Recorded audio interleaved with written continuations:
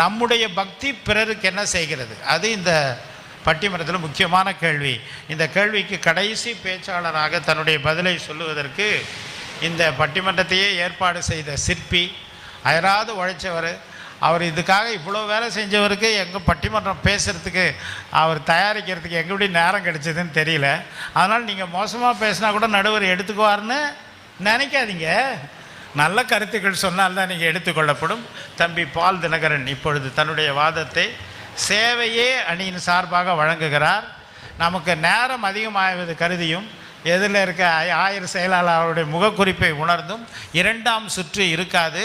அவர் பேசி முடித்த பிறகு நிறைவாக ஒரு 10 நிமிடங்கள் அல்லது 10 அல்லது 15 நிமிடங்களுக்குள்ளாக என்னுடைய தீர்ப்பை உங்களுடைய கருத்தை கேட்டு சொல்லி முடிப்பேன் என்பதை தெரிவித்துக் கொள்கிறேன். பால், நீங்கள் பேசலாம். அல்லேலூயா.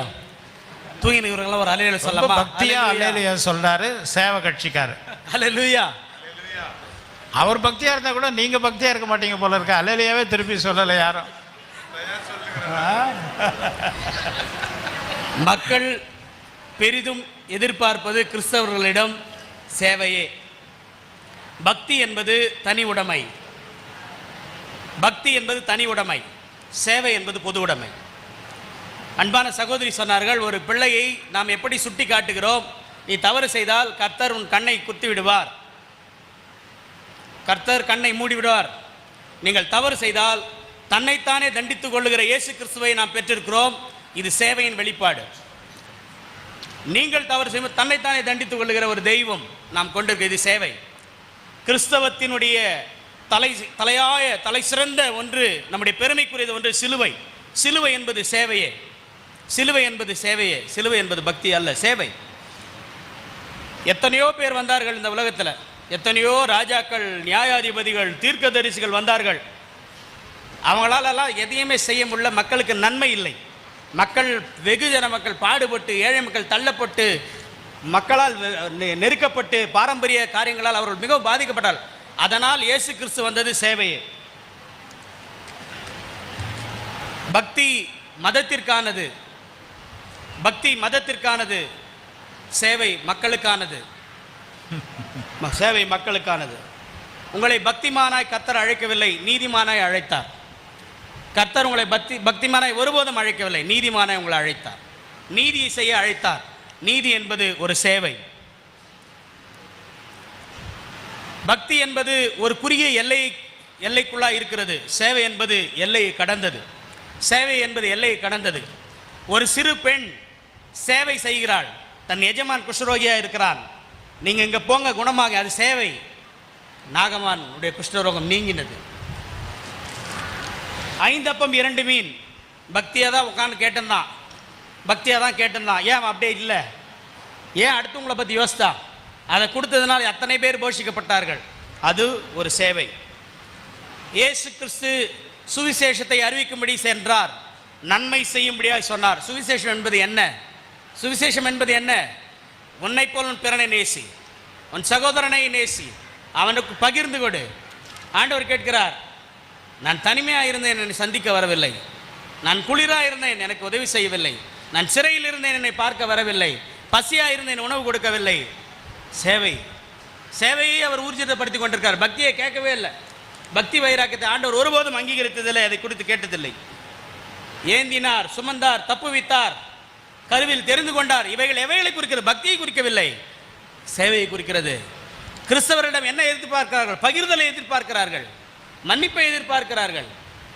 நீங்கள் ஏதாவது கொடுப்பீர்களா? ஏதாவது சொல்லுவீர்களா? ஆறுதலடை செய்வீர்களா? பக்தி அல்ல, சேவை. சேவை மாத்திரமே கிறிஸ்துவ மதத்தில் மேலோங்கி இருக்கிறது. கிறிஸ்துக்குள் பிரியமானவர்களே, உங்கள் அழுகையின் சத்தத்தை நான் கேட்டேன், உங்கள் கண்ணீரை துடைத்தேன். ஏன்? அடுத்து உங்கள் கண்ணீரை நீங்கள் துடைக்கணும். அழுகையின் சத்தத்தை நாங்கள் ஏன் கேட்டேன்? நான் உனக்கு முன்மாதிரி, ரோல் மாடல். பக்தியாயிரு என்று ஒருபோது ஆண்டவர் சொல்லவே இல்லை. அடுத்தவங்களை நேசி, கையை கொடு, கட்டி தழுவு, சிரி, அவனோடு பழகு. இதை தான் ஆண்டவர் நமக்கு சொல்லி கொடுத்தார். ஐடஸ் கட்டர் அம்மையார் வந்தாங்க, பக்தியாயிரு, பக்தியாயிருன்னு சொல்ல, ஊழியம் கொள்ள வரவில்லை, ஊழியம் செய்ய வந்தேன் என்று சொன்னார். கொடுக்கிறவர்கள் தான் கிறிஸ்தவர்கள், பகிர்கிறவர்கள் தான் கிறிஸ்தவர்கள். பக்தியின் வெளிப்பாடு சேவையே. 3 பேர் பாருங்க எப்படி உட்காந்துக்கிறாங்க பாருங்க. எங்க சாப்பிட்டீங்க சொல்லுங்க மத்தியம் எல்லாருக்கும். இனிமேல் பட்டிமன்றத்தில் பேச்சாளர்கள் எப்படி உட்காரணும்னு கூட விதிமுறை போட்டுருவீங்க போல இருக்க. இந்த சேவை அணிக்காரங்க அவங்க இஷ்டத்துக்கு அவங்க உட்கார்றாங்க. உட்காருவதெல்லாம் முக்கியம், உரையாடுவது தான் முக்கியம். சொல்லுங்க, எங்க சாப்பிட்டீங்க? பிரியாணி தான் சாப்பிட்டாங்க. இங்கே பக்தியாக இருந்தால் உங்களுக்கு யார் பரிமாறுறது? உங்களுக்கு யார் அங்கே சாப்பாடு கொடுத்தது? சேவை. சேவை சேவையை வாங்கிக்கின்னு பக்திக்கு உட்காந்து அது நியாயம். பக்தி உள்ளவர்கள்லாம் சேவை செய்கிறாங்களாம். இல்லை சேவை பக்தி இல்லாதவங்க சேவை செய்ய வரமாட்டேங்கிறாங்களாம் அவங்க சொல்கிறாங்க. இன்றைக்கு சேவை என்பது கிறிஸ்தவத்தினுடைய மகத்துவமான பண்பு. ஏன் பிச்சைக்காரெல்லாம் நம்மளை பார்த்து கேட்குறாங்க? ஏன் நம்மளை பார்த்து நம்மக்கிட்ட ஏன் ஓடி வராங்க? அவர்கள் சொல்வது ஒன்று தான், கிறிஸ்தவர்கள் இடத்துல அந்த பண்பு உண்டு, கிறிஸ்தவர் இடத்துல கொடுக்குற உணர்வு உண்டு. விசுவாசம் விசுவாசம் விசுவாசம் பேசுறது விசுவாசம். கிரியை இல்லாத விசுவாசம் செத்தது. கிரியை இல்லாத விசுவாசம் செத்தது. உங்களுக்கு மட்டும் வச்சுக்கிறது, அப்படியே வச்சு வச்சு வச்சு சாப்பிட்றது. தண்ணி குடிக்கும்போது கூட பார்த்துக்கிறீங்க, சப்பி குடிச்சிருது டக்குன்னு. பக்கத்தில் இருக்கிறவங்க கேட்டான்னா, ட்ரெயினில் ட்ராவல் பண்ணுங்க, பஸ்ஸில் கோயிலில் கட்டுன்னு சொல்லவே இல்லை. இன்றைக்கி பாரம்பரிய கிறிஸ்தவ சபைகளில் என்ன நடக்குது தெரியுங்களா? பாரம்பரியங்களை சொல்லி வளர்க்குறாங்க. நீங்கள் தனிப்பட்ட சபைகளில் கூட செல்லும்போது தனிப்பட்ட சபை தான் வளருது, தனிப்பட்ட மனிதன் தான் வளர்றான். இதுதான் நிதர்சனமான உண்மை. நீங்கள் இதை எங்கு வேணாலும் நீங்கள் தர்க்கத்தை எடுத்துக்கொள்ளலாம். அதனால தான் நம்ம சபையில் ஏன் நம்ம நிலைத்திருக்கணுன்றது காரணம் தான். அழகாக தான் இருக்கும், பாடல் இருக்கும், வர்ஷிப் இருக்கும், எல்லாமே இருக்கும். அங்கே தனிப்பட்ட ஒரு மனிதன் மாத்திரமே வளர்ந்து கொண்டிருக்கிறான். பொது உடைமை சித்தாந்தங்கள் அங்கே மறுக்கப்படுகிறது. ஆனால் இங்கே அதை வளர்த்து சொல்லப்படுகிறது. இயேசு எல்லோருக்கும் பிரயோஜனமாய் வாழ்ந்தார். பக்தியாக வாழல இயேசுசாமி, பிரயோஜனமாக தான் வாழ்ந்தார். அவர் எதற்கு வந்தார்? எல்லாரையும் அமுச்சு பார்த்தாரு, மக்களுடைய கண்ணீர் துடைக்கல.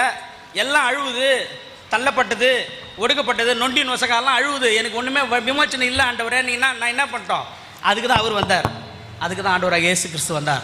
அருமையான கர்த்தருடைய பிள்ளைகளே, எந்த சூழ்நிலையிலும் நீங்கள் கிறிஸ்துவை முன்மாதிரியாக வைத்து சேவை செய்யுங்கள். சேவை செய்யுங்கள். சேவையில் தான் கிறிஸ்துவை காண முடியும், பக்தியில் காண முடியாது.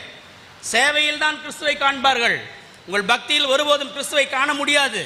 உங்கள் ஆராதனையில் கிறிஸ்துவை காண முடியாது. உங்கள் சேவையிலும் உங்களுடைய பழகுதலிலும் பேச்சிலும் பகிர்தலிலும் தான் கிறிஸ்து இருப்பார். இப்போ அங்கே பாருங்களா, நான் சார்லாம் எவ்வளோ இதாக இருக்கிறேன் பாருங்கள், எவ்வளோ புஷ்டியாக பேஷாக இருக்கும். இங்கே பாருங்கள் பக்தியெல்லாம் எப்படி இருக்குது பாருங்கள். அதாவது நல்லா சேவை செஞ்சீங்கன்னா உடம்பு கரைஞ்சிருக்கணுமே. இல்லை எடுக்கிற கிணறு தான் சுரக்கும், ரத்தம் கொடுக்க கூட தான் புது ரத்தம் சுரக்கும். ஆனால் இங்கே பாருங்கள், இந்த குறும்பு குத்துறன்னு சொல்லுவாங்க பாருங்க, அது அப்படியே சிங்கிளாகவே மூவ் பண்ணும். அது டபுள் பன்மைக்கே வராது, தனியாக வரும். தனியாக சர்ச்சில் நிறைய சண்டை வரும், அந்த இடம் எனக்குன்ட்டு. அங்கே வந்துட்டு தனி உடம்பு தான். அது எல்லாம் பக்தியாகிறவங்க தான். அந்த மாதிரி பொது உடைமைவாதி என்ன தெரியுமா சொல்லுவாங்க? வாங்க உட்கார, பரவாயில்ல நீங்கள் எடுத்துங்க. இதைத்தான் ஆண்டவர் விரும்புகிறார். அருமையான கர்த்தருடைய பிள்ளைகளை, மக்கள் கிறிஸ்தவர்களை எதிர்பார்ப்பது இது மாத்திரமே. இச்சமூகம் மக்களுக்கான சமூகம், மதத்திற்கான சமூகம் அல்ல. அன்னை தெரேசா வந்தது அதுதான். அன்னை தெரேசா இன்னை வரலையும் ஏன் புகழப்படுறாங்க? பக்திமான் எல்லாம் மறைஞ்சு போயிட்டாங்க, காணல் நீரை போல காணாமல் போய்விட்டார்கள். நிரந்தரமானவர்கள் யார் தெரியுமா? மக்களுக்காய் ஊழிய செய்த மக்கள் மாத்திரமே. மக்களுக்காய் பரிந்து மிஷினரிகளை ஏன் மறந்தோம்? ஏன் அயல் நாடுகளுக்கு கடந்துங்க வந்தாங்க? அவர்களை ஒருபோதும் நாம் மறக்கக்கூடாது. மதத்தை பரப்ப வரவில்லை, பகிர்தலை பரப்பினார்கள். உங்களுக்கான அறிவுரைகளை அவர்கள் நடத்தையின் மூலமாக சொல்லிவிட்டு சென்றார்கள். அருமையான கர்த்தருடைய இந்த நாளில், இந்த சமூகம், இந்த கான்டெக்ட்ல, இப்போ நாம் வாழ்கிற சமூகத்தில் மக்கள் நம்மிடம் எதிர்பார்ப்பது தன்னலமற்ற சேவை, எல்லையை கடந்த சேவை, குறுகலான பார்வை அல்ல, விசாலமான பார்வையை மக்கள் எதிர்பார்த்து கொண்டிருக்கிறார்கள். இச்சமூகத்தின் விமோசனம் கிறிஸ்தவ மார்க்கம் மாத்திரமே. ஆதலால் சேவை கிறிஸ்தவ மார்க்கத்தினுடைய தலையாய கடமை என்பதனால் சேவையே என்று சொல்லி என் வாய்ப்புக்கு நன்றி கூறி இடமாறுகிறேன். நன்றி, வணக்கம்.